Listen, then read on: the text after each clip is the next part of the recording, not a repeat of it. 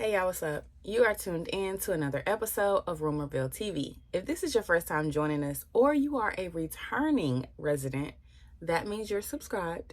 Smash the hell out that like button and let's get into some shit.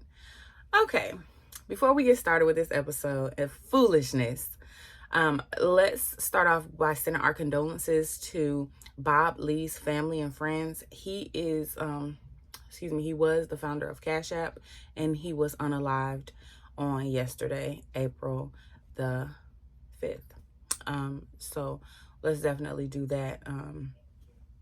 That is unfortunate. All right, now we got some stuff to talk about. Marques Houston. Now, here's the thing. Yeah, that's gross. It's gross. He's 41. He allegedly met his wife at 17 and married her at 19. I'm not sure if it's like I think maybe it's something for TV1 that he's doing, like some sort of interview. Yeah, it is. It's TV1. Sean Davy Way, shout out to him, has done a surviving or how to survive Marques Houston. He does those really good and like good deep dives into people. And so I'm going to watch his deep dive into Marques Houston. Let's get into what this man said about his wife. Me and my wife's situation is a little different, you know, how we met, you know, through mutual friends and everything like that. You know, when I met my wife, she was 17. So, you know, we had no really conversation and no really connection until, you know, she was of age. And, you know, people don't understand it. And I got a lot of backlash for marrying someone that was 19. And, you know, when we did finally start to talk, I was like, this woman is like me. And she was just like, when I would talk to her, she just, for one, we had a spiritual connection. And I feel like that's the most important thing. We both love God. We both love Jehovah. And that was key.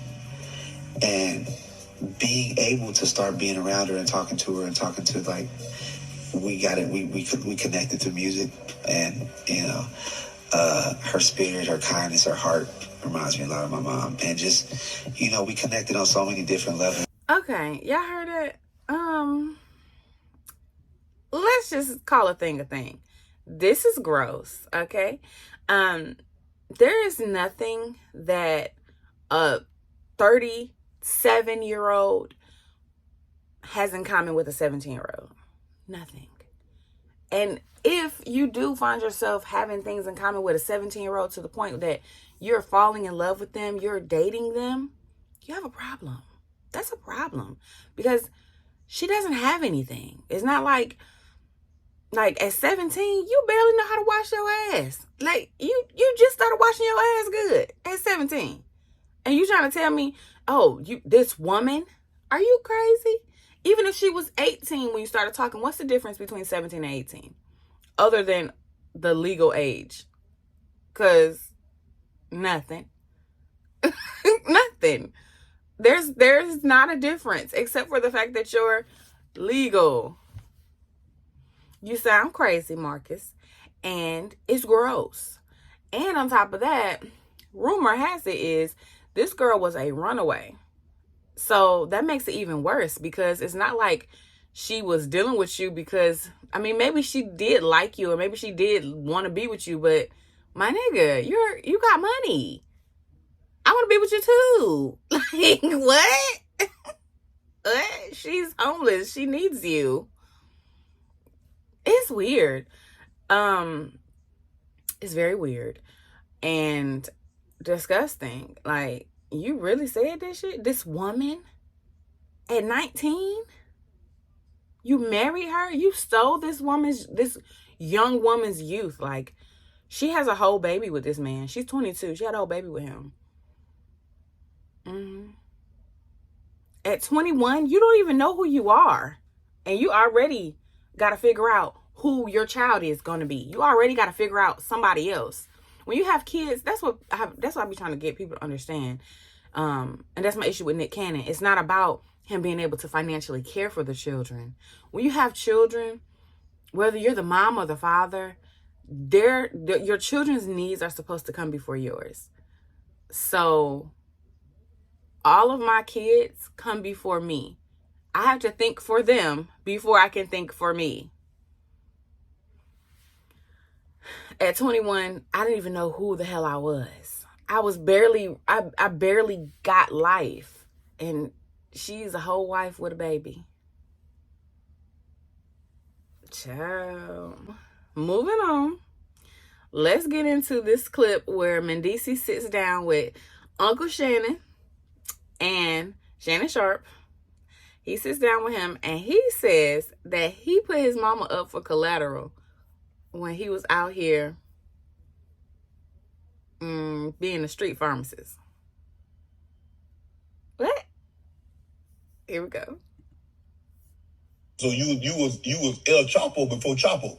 No, I wouldn't say all that. I wouldn't say that. You wasn't moving no weight like that, huh? No, but I was moving some weight since a kid, but I wasn't on no El Chapo list. Did it ever dawn on you? But I got some crazy stories about I remember one time I was dealing with a connect, and this is gonna sound horrible, but I put my mom up for collateral. What?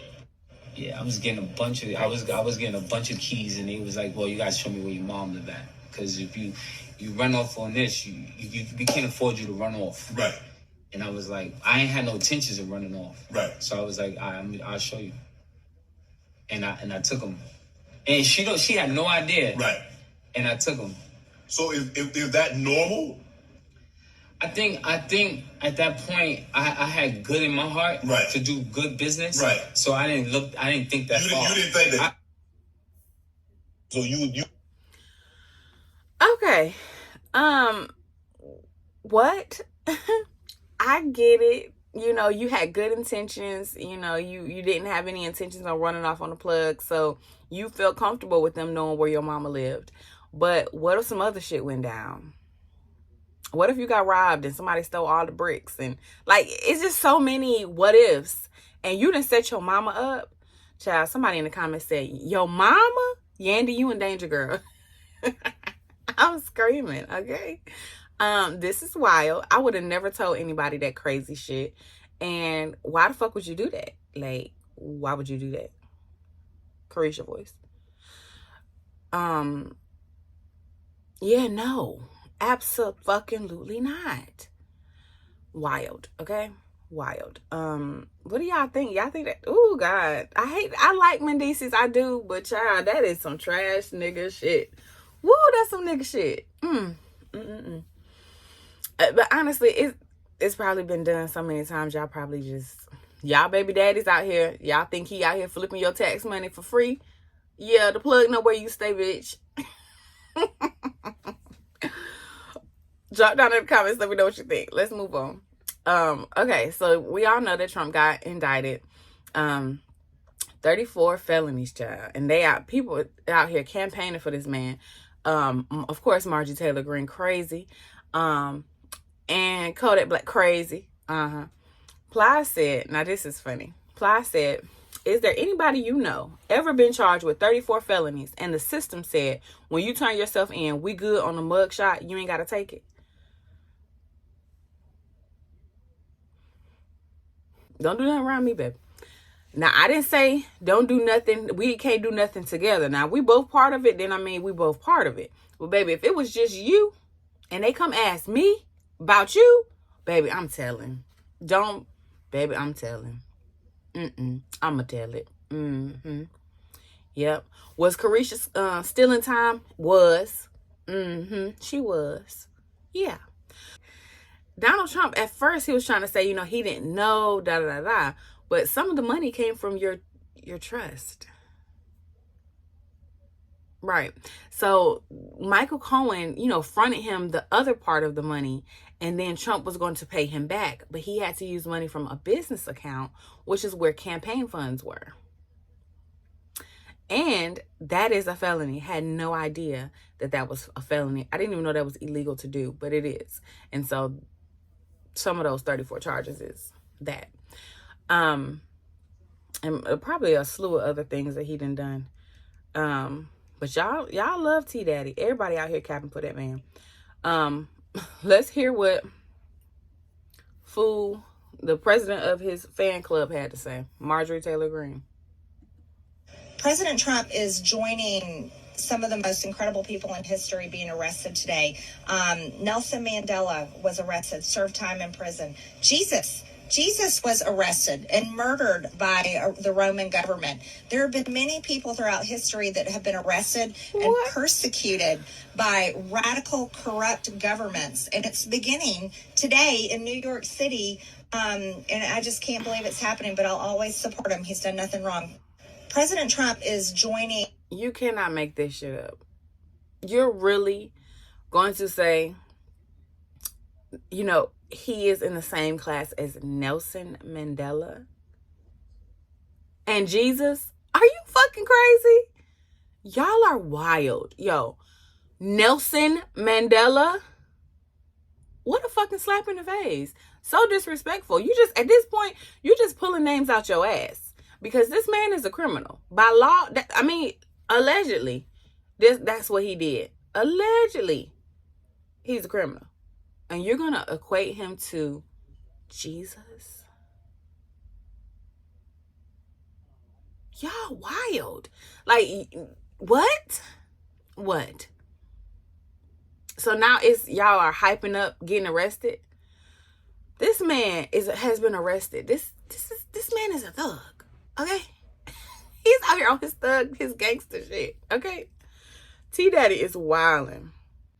Y'all gonna be mad at me, but I don't care. I'ma say it because I don't care.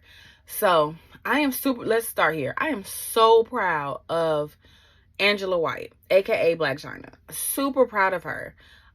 For, you know, not just taking out the plastic surgery or, you know, dissolving the fillers in her face and removing the implants from her breasts and the silicone from her ass. Not just for that, but just the maturity and the change that, you know, you see in her. Like, she looks really happy. Every time she speaks, she's smiling. Like, you can see happiness and joy and peace. You see peace in her now.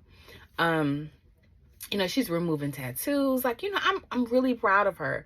And, like, shout out to you, Angela White, especially with a mama like Tokyo Tony Child, who needs enemies. Listen, the mamas of these stars be hell on wheels. Blueface mama, Mama D, Jim Jones mama, Tokyo fucking Tony. Okay. It's really crazy that your mom, you know, that you have a mom that would, you know, act the way that she does, especially towards you and in public too. You know, that it's got to be a lot to deal with. And so I commend, you know, Angela White for her transition into, you know, the woman that she's becoming. I love all of that. I do. But I got questions. This doctorate of, you know, liberal arts from Sacramento Theological Seminary and Bible College. Now, excuse me if I'm wrong, but don't you gotta have a master's before you get a doctorate? And don't you gotta have a bachelor's before you get a master's? Am I wrong? I could be. I don't know. Yeah, it's giving, you still have that instant gratification thing going on. That's a problem for me. Because, especially for something like seminary, they mean God. So now you're a doctor in God. I guess, you know, the Bible say the first will be last and the last will be first. That's what it say. I just don't, it's very confusing to me because it's not an honorary degree, but it almost feels like a slap in the face to people that, I don't know, go to school and actually study for 8 years. Because let's be clear, you have not been in school for this for 8 years. It ain't even been 2. Hell, I don't think it's been 1. I don't know. It's problematic. I have questions. And I be feeling like it's not a safe space to ask questions to y'all. Not y'all, but y'all. You know what I'm saying? Shout out to Rodney the Voice, because I stole that from him. He be doing it. He be like, y'all, but not y'all, but y'all. But that's how I feel. Like, I can't even say what I want to say sometimes, because y'all, y'all know who y'all are. Really be like coming for people that be asking questions, and I just have questions. I just have questions. Anyway, moving on. All right, y'all.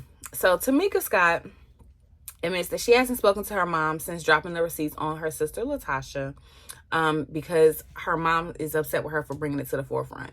Girl, leave Big Lo alone. I wouldn't talk to her either.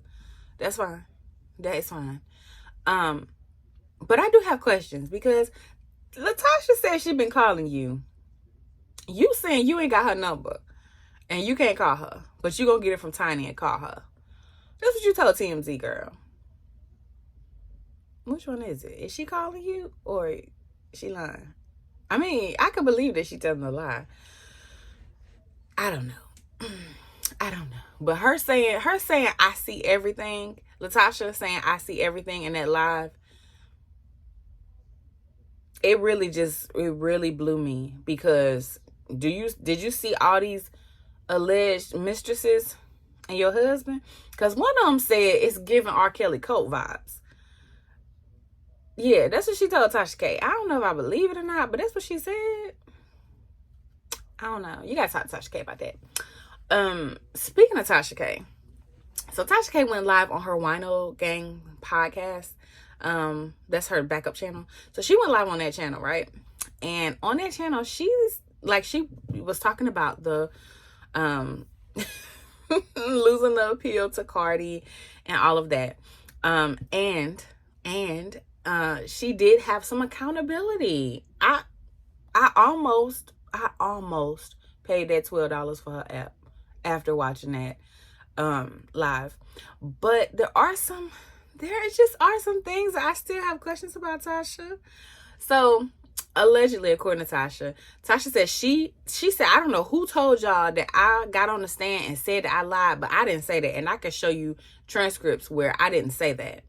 So I don't know. I can't remember which one of these content creators said it, but child, one of y'all said it. That she got on the stand and said it, admitted to lying for clicks and views, and she said she didn't say that. She did say that, you know, her ego. She said she lost the case, and you know, because of her ego. She admitted that Cardi's lawyers were better than hers. She said, you know, Cardi had $1,000 an hour lawyers, and it was like 9 of them.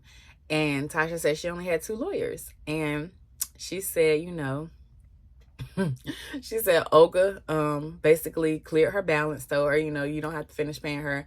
And Tasha was like, oh, I know I'm not. Oh, I know. But she did admit that it was procedural errors and her ego that helped her to lose the case. So I can respect that, you know. That's a I'm stuttering because $4 million? $4 million, like that's a lot of money. Drop down in the comments if you know where that specific line is from. That's a lot of money. Drop down in the comments, let me know if you recognize that, and you can tell me what show that's from. See, I didn't give you too much of a hint. Now you know it's from a TV show. But yeah, that's a big loss to take because your ego got in the way. She admitted that, you know, Cardi was young and she, you know, it's not like she had a lot of artist development. And so, you know, the things that Tasha was saying, she said, you know, she got carried away. She said, you know, she went too far. She did too much. She admitted that. And I can respect that. You know, I think a lot of people get Tasha K fucked up. Tasha K, yes, she does some trifling shit sometimes, like behind the scenes type shit. She does some trifling shit.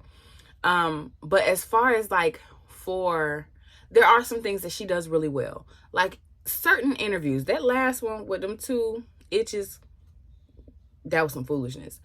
Them two strippers, that was some foolishness, okay? But the interviews that's like the Jessica Reed interview, fantastic job. She did a great job on the interview. So there's certain things that she does really well. But the problem with Tasha K is, like most successful, powerful kind of people, she's a bit narcissistic.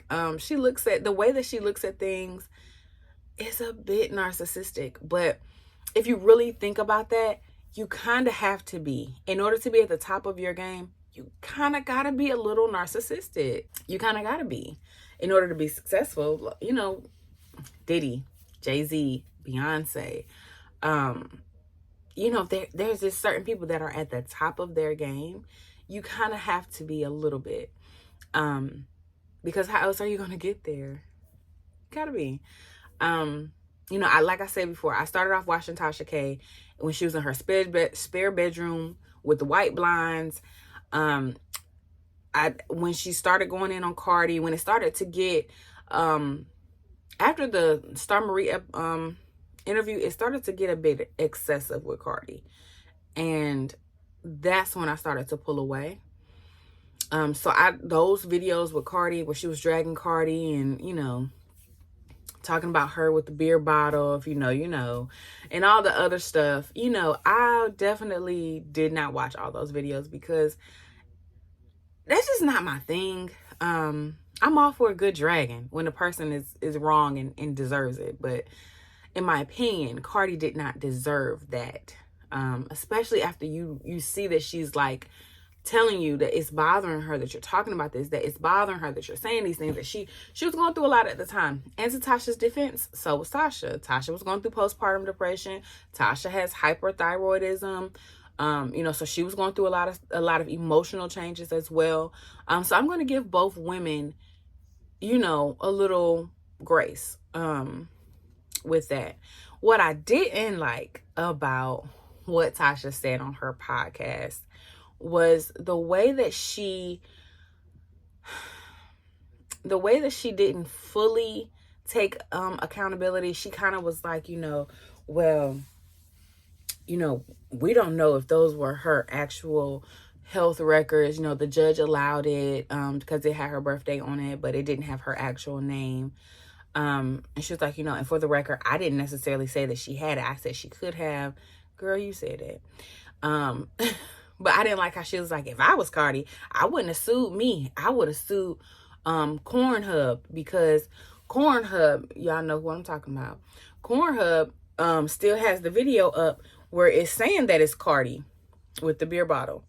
But if that wasn't me, I would be suing them because my kids gonna have to see this one day. Like, I'm a brand and, you know, this can't be associated with my name. And I get what she's saying. I do. But it's Cardi's prerogative. And Cardi can sue you and Cornhub, actually. And she did. And she won. And not because you couldn't, you know, a lot of the things that Tasha said, she was simply repeating off of, you know, Cardi's many lives where she's talked about, you know, Bill Cosby and men and that sort of thing. But that doesn't give you the right to put, like, who are you to be rubbing her nose in it? Especially after she's told you, like, to stop. And I get what Tasha's saying, like, you know, nobody's gonna tell me to take videos down on my page. It's a $4 million mistake, Shook. $4 million. So somebody in the chat asked her, like, you know, how did your daughter feel? And she was like, you know, her daughter laughed. And she was like, you know, me and my friends really thought you was going to win. And she was laughing. She was like, how are we going to pay that $4 million back? And she was like, Tansu, get off my phone. So, you know, I can respect that Tasha K is still laughing about this. Like, she just posted, like, I'm in a bind, Nate. And posted, like, all the debt that she's in. Like, you know, I can respect that she still is herself about this. I know that it bothers her. you know, I know that it's something that, you know, is going to sit with her for a while. But you brought this on yourself. Like, sis.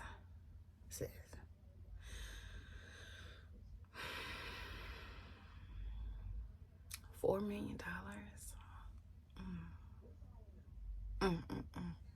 Child, I'm gonna just take the videos down, baby. Me? I'm gonna take them down and issue a formal apology, because baby, I really ain't got it. I ain't got it. I don't know what Tasha K money look like over there. I don't know, but for 1.5 million subs, 1.5 million subs, you get into the bag. Don't pay that lady off. You might have to let some of them interns go. You might have to let some of them go. And you know, well, allegedly she already scaled back. She moved to South Florida. I don't know how much of a scale that is, because I heard South Beach is expensive. And she lives in a condo now, high rise. Yeah. I don't know. I just know that I don't got it. I ain't got $4 million to give nobody. Child. If you like my commentary, drop down in the comments and we could tussle with words, of course. Don't forget, drop down in the comments if you know where that line, "That's a lot of money," comes from. What TV show did that come from? And bonus, what episode is that? What was going on in the episode? If you can tell me any of those things, I might give you something special. If you can give me any of those things, you win a free book. This is one of my books. This is Hood, Love, and Heartbreak. One of my favorite books. It's about Kyrie and Blaine, Fallon, and Jamar. And this story is a really good story. It's about Kyrie. He gets catfished and he thinks that he was young, a teenager, falling in love on Facebook.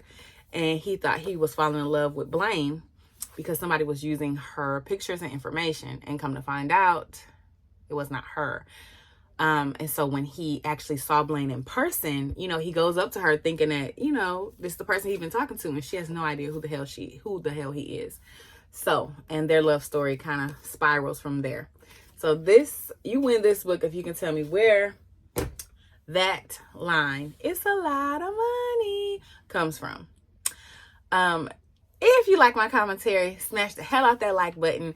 If you didn't, smash that dislike button and jump down in the comments. We can tussle with words, of course. And subscribe so that every time I upload, you can be notified and you can meet me right back here in Rumorville. And before you know it, we're going to be the best of friends. Until next time.